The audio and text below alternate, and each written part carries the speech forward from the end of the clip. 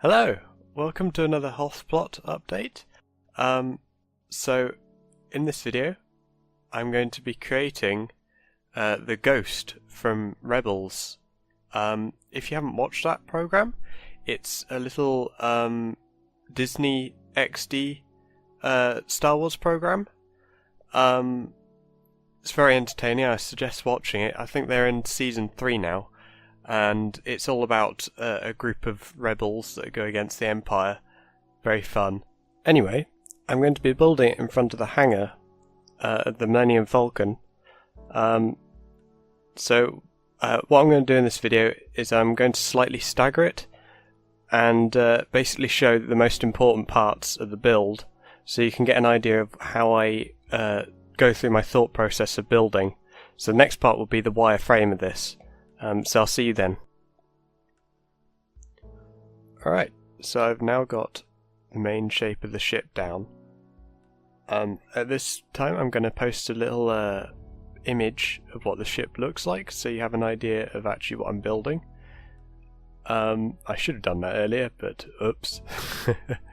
So yeah, this is the wireframe. I've got the kind of triangle diamond shape down.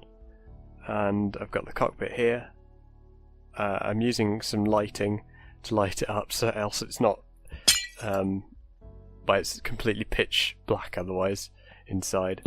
So that's so you can see that. I've had to also move back some of the lights as well, because this is a much larger ship than I thought, and to get this the right scale, I've had to do that. So I'll see you in the next stage.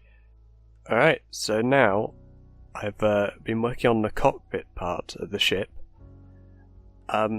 Because this ship I intend to have an interior, I've tried to make this relatively accurate in size, which has meant that I can now have actual positions for guns and things like that. So this would actually be a little turret here that shoots forward, and then the pilot of the ship sits up here, and they actually can't see forward at the moment, so I'm going to have to change that. But the idea is they can look forward here and fly the ship. I think they've also got some kind of side guns. I'm not too sure on that. I'll have to check that up, but I'll add them if they're in it. I've also started on the wing a little bit, or the fuselage. I suppose that's the fuselage actually. So this again also has interior, which means I've tried to leave as much room here as possible. I think in the actual ship there are 4 rooms. There's one here in this little section, so imagine that broken in part here. And there's a main corridor down the centre, goes like this. And there's a room here, room here, room here, room here, and then at the back you've got the loading bays, and I also think underneath there's a bit of a loading bay as well. So I'm going to have to try and figure a way out how to get this all in. If not, then I'll have to do a minimised version of the ship, which just has the main features, which is sort of what I did with the Millennium Falcon a bit on its interior. So I'll see you in the next stage, which should be the rest of the wing, fuselage, the top of the fuselage here, and I'll probably be moving on to the turret guns here that go on top. So I'll see you then. So I've now finished the front of the ship almost entirely. I've still got a few detailed pieces to put in, but something I realised whilst building was there are actually 2 sort of parts that stick out at the front of the ship, very square box shaped things, and this is really excellent because it's actually given me a huge amount more room inside. As you can see, I've now got these 2 areas here. In fact, I think I can break out a little bit more on these bits here, so I could put like little ammo patches and seats and loads of things around here, which the original ship had. So yeah, I'll now be moving on to the gun on top. Actually no, I'll finish off this top part here, and then we'll move on to the gun. So the gun actually has, I believe, a ladder somewhere in the centre here that allows you to get up to it. And then after that I'll be moving on to the rear of the ship, which has actually a secondary ship in it that goes here, and it's a little pod that they can use to go down to a planet's surface if the main ship needs to stay in orbit. So that'd be really cool to try and make that, especially if I can actually make it accessible by foot. So anyway, yeah, I'll see you after I finish this top bit. Okay, so as you can see, I've now completed the top part of the ship. I've left room for the little ship that goes at the back, and I've also remembered the name of it. It is called the Phantom.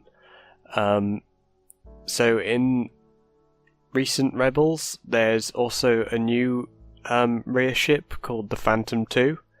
But I'm going to be going with the original, mainly because of the height of the Phantom 2. It has a little wing on the back that goes up like that, whereas the original Phantom has basically a flat shape like that, which also is much more streamlined with the ship. I've managed to get the little laser turret on top. I'm not too happy with this, as it's very sort of bulky and pops out the top a lot, so it doesn't look that great. I tried to think of a few solutions, like maybe putting things like it around, putting stuff around it like that. However, I'm not too pleased with that either, just because you then sort of lose the ability for the gun to look like it could turn all the way around. However, I think I might compromise with that just because it stops that horrible bulbous look. I've also made the escape pods. So these are little sort of circular parts that are on most of the Star Wars ships. The Millennium Falcon over here also has them. You see, that's an escape pod right there. So yeah, that's done there. I've also actually I think that's it. Yeah, that's it for this part. So I'll see you in the next part. I've now finished the bottom of the ship. I've also edited it very slightly because I didn't realise at the front of the ship here there's actually access ramp that can go here, so the crew can come in through the bottom here and enter through the ship. There's also an access ramp around the back, which is seen in some of the episodes, so I've added that. I also think that the Phantom is going to fit in fine now, which I was a little worried about, but I've now looked at the spacing left, and this is brilliant. So what I have left is I have to do the engines. I'm pretty happy with the amount of room I've got in the interior. It's actually very spacious, which I was really not expecting. So I can have rooms off the sides here, and I can even have maybe 2 stories to the ship. So I should imagine this is 1 story here.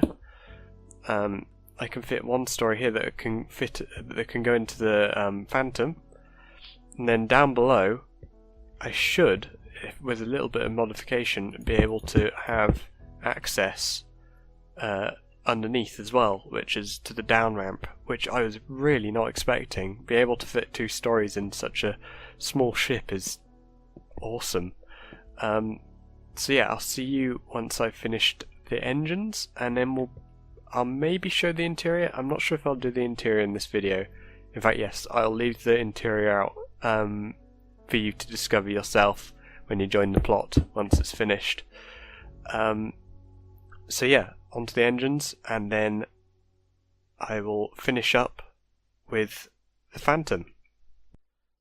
Alright, so I've now finished the engines. This was actually the easiest part of the build, which I was not expecting. I thought they would be very difficult to do just because of their position and shape, but as I say, this is very easy. So I'll be moving on now to the next part, which is the Phantom. I